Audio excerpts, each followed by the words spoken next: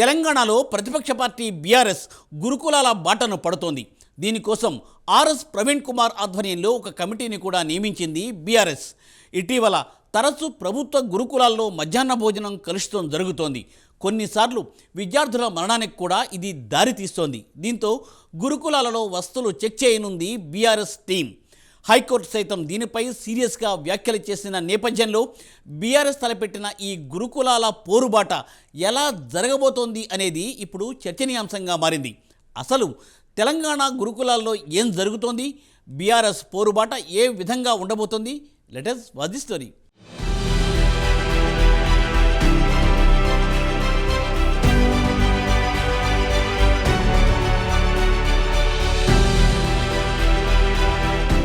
ఇటీవల తెలంగాణ రాష్ట్రంలోని గురుకులాలు, ప్రభుత్వ పాఠశాలల్లో మధ్యాహ్న భోజనంలో ఫుడ్ పాయిజన్ కారణంగా పలువురు విద్యార్థులు మృతి చెందుతున్న నేపథ్యంలో ఆయా విద్యా సంస్థల్లో నెలకొన్న పరిస్థితులను తెలుసుకునేందుకు బీఆర్ఎస్ గురుకులాల బాట కార్యక్రమానికి శ్రీకారం చుడుతోంది. ఈ నెల 30 నుంచి వచ్చే నెల 7 వరకు ఈ కార్యక్రమం కొనసాగనుంది. బీఆర్ఎస్ రాష్ట్ర నాయకుడు ఆర్ఎస్ ప్రవీణ్ కుమార్ ఆధ్వర్యంలో 5 సభ్యులతో కూడిన కమిటీని వేస్తున్నట్లు పార్టీ వర్కింగ్ ప్రెసిడెంట్ కేటీఆర్ బుధవారం మీడియా సమావేశంలో ప్రకటించారు. సభ్యులుగా డాక్టర్ ఆంజనేయులు గౌడ్, ఎర్రోళ్ల శ్రీనివాస్, రాజారాం యాదవ్, వాసుదేవరెడ్డి ఉండనున్నారు. గురుకుల బాటలో భాగంగా రాష్ట్రంలోని అన్ని గురుకులాలతో పాటు కేజీబీవీలు, model schools, SC, ST, BC hostels, residential కాలేజీలను సందర్శించనున్నారు. అక్కడ నెలకొన్న పరిస్థితులను అధ్యయనం చేయనున్నారు. కాంగ్రెస్ పార్టీ అధికారంలోకి వచ్చిన ఏడాదిలోపే రాష్ట్ర వ్యాప్తంగా 48 మంది విద్యార్థులు మృతి చెందడం బాధాకరమని ఈ సందర్భంగా కేటీఆర్ అన్నారు. ఏడాదిలో 38 సార్లు ఫుడ్ పాయిజన్ ఘటనలు జరిగాయని తెలిపారు. తాము ఏర్పాటు చేసిన కమిటీ నివేదిక తరువాత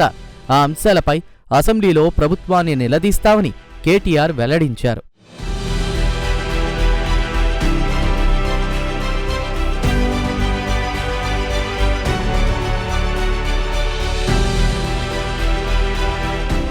గురుకులాల బాట కార్యక్రమంలో భాగంగా ప్రభుత్వ గురుకులాలు, కేజీబీవీలు, మోడల్ స్కూల్స్, ప్రభుత్వ రెసిడెన్షియల్ పాఠశాలలు, కాలేజీలను బీఆర్ఎస్ ఎమ్మెల్యేలు, ఎంపీలు, ఎమ్మెల్సీలు, పార్టీ సీనియర్ నాయకులు, మహిళా నేతలు పరిశీలించనున్నారని తెలుస్తోంది. సీఎం రేవంత్ రెడ్డికి ఢిల్లీ తిరిగేందుకే సమయం సరిపోవడం లేదని, ఇక విద్యార్థుల క్షేమం గురించి ఎలా పట్టించుకుంటాడని ఈ సందర్భంగా కేటీఆర్ అన్నారు. రాష్ట్రానికి అసలు విద్యాశాఖ మంత్రి లేరని, విద్యార్థులు చనిపోతున్నా ఒక్క సమీక్ష కూడా నిర్వహించలేదని కేటీఆర్ విమర్శించారు. మరోవైపు మాగనూరు జిల్లా పరిషత్ ఉన్నత పాఠశాలలో ఫుడ్ పాయిజన్ ఘటనపై హరీష్ రావు తీవ్రంగా స్పందించారు. కాంగ్రెస్ ప్రభుత్వంపై తీవ్ర విమర్శలు చేశారు. మాగనూరు జిల్లా పరిషత్ ఉన్నత పాఠశాలలో 100 మంది విద్యార్థులకు ఫుడ్ పాయిజన్ జరిగి 10 రోజులు కూడా గడవకముందే మరోసారి అలాంటి ఘటనతో 30 మంది విద్యార్థులు వాంతులు, కడుపు నొప్పి రావడం బాధాకరమని అన్నారు. ఈ మేరకు హరీష్ రావు తన ఎక్స్ ఖాతాలో ఒక పోస్ట్ కూడా చేశారు. రాష్ట్రంలోని ప్రభుత్వ పాఠశాలలు, గురుకులాల్లో వరుస ఫుడ్ పాయిజన్ కేసులు నమోదవుతున్నా,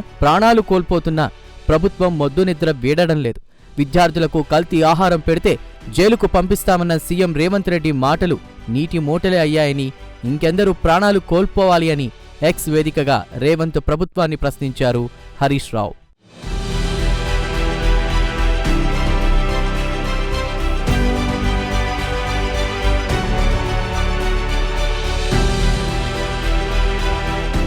తెలంగాణలో ప్రభుత్వ గురుకులాలలో, పాఠశాలల్లో సరైన వసతులు కల్పించడం లేదని, మధ్యాహ్న భోజనంలో కూడా నాణ్యత ఉండడం లేదని గత కొంతకాలంగా బీఆర్ఎస్ విమర్శిస్తూనే ఉంది. ఈ విషయంపై గతంలో కూడా బీఆర్ఎస్ సీనియర్ నేత హరీష్ రావు పలు గురుకులాలను, పాఠశాలలను సందర్శించారు. దీనికి సంబంధించి అప్పుడు కూడా హరీష్ రావు తన ఎక్స్ ఖాతాలో స్పందించారు. గురుకులాలు, ప్రభుత్వ పాఠశాలలు అస్తవ్యస్తంగా మారాయి. కనీస మౌలిక సదుపాయాలు లేక విద్యార్థులు విలవిల్లాడిపోతున్నారు. అంతేకాకుండా భోజనం కూడా సరిగ్గా వడ్డించడం లేదు. వడ్డించిన భోజనం తిని పిల్లలు తీవ్ర అస్వస్థకు గురవుతున్నారు. గురుకులాలా లేక నరక కూపాలా అంటూ హరీష్ రావు ట్వీట్ చేశారు. ప్రభుత్వ పాఠశాలలా లేక ప్రాణాలు తీసే విష వలయాలా అని కాంగ్రెస్ ప్రభుత్వాన్ని నిలదీశారు. వాంకిడి గిరిజన గురుకులంలో ఫుడ్ పాయిజన్ తో అనారోగ్యం పాలైన విద్యార్థిని 20 రోజులుగా నిమ్స్ ఆసుపత్రిలో వెంటిలేటర్పై ఉండడాన్ని ఈ సందర్భంగా ప్రస్తావించారు హరీష్ రావు.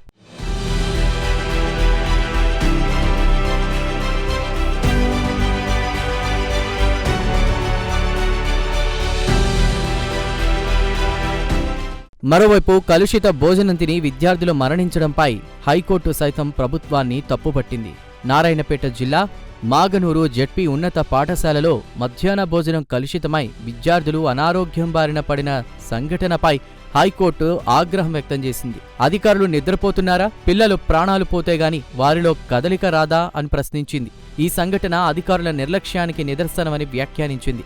సర్కార్ పాఠశాలలలో ప్రభుత్వ మెనూ ప్రకారం మధ్యాహ్న భోజనం పెట్టడం లేదని, ప్రైవేట్ అన్ఎయిడెడ్ పాఠశాలల్లో ఈ పథకాన్ని అమలు చేయడం లేదని హైదరాబాద్కు చెందిన ఒకరు ప్రజా ప్రయోజన వ్యాజ్యం దాఖలు చేశారు. దీనిపై ధర్మాసనం బుధవారం విచారణ చేపట్టిన సందర్భంగా ఈ వ్యాఖ్యలు చేసింది. మాగనూరు ఉన్నత పాఠశాలలో మధ్యాహ్న భోజనం వికటించి 50 మంది అస్వస్థకు గురైన విషయం మరొకముందే మళ్లీ అదే పాఠశాలలో మరో 20 మంది అనారోగ్యం పాలయ్యారు. దీంతో ప్రభుత్వం రంగంలోకి దిగి మధ్యాహ్న భోజనం పథకంపై జిల్లా స్థాయి టాస్క్ ఫోర్సులు ఏర్పాటు చేసింది. ఈ నేపథ్యంలో బీఆర్ఎస్ తలపెట్టిన గురుకులాల బాట కార్యక్రమం ఎలా ఉండబోతుందో తెలియాలంటే వేచి చూడాల్సిందే మరి.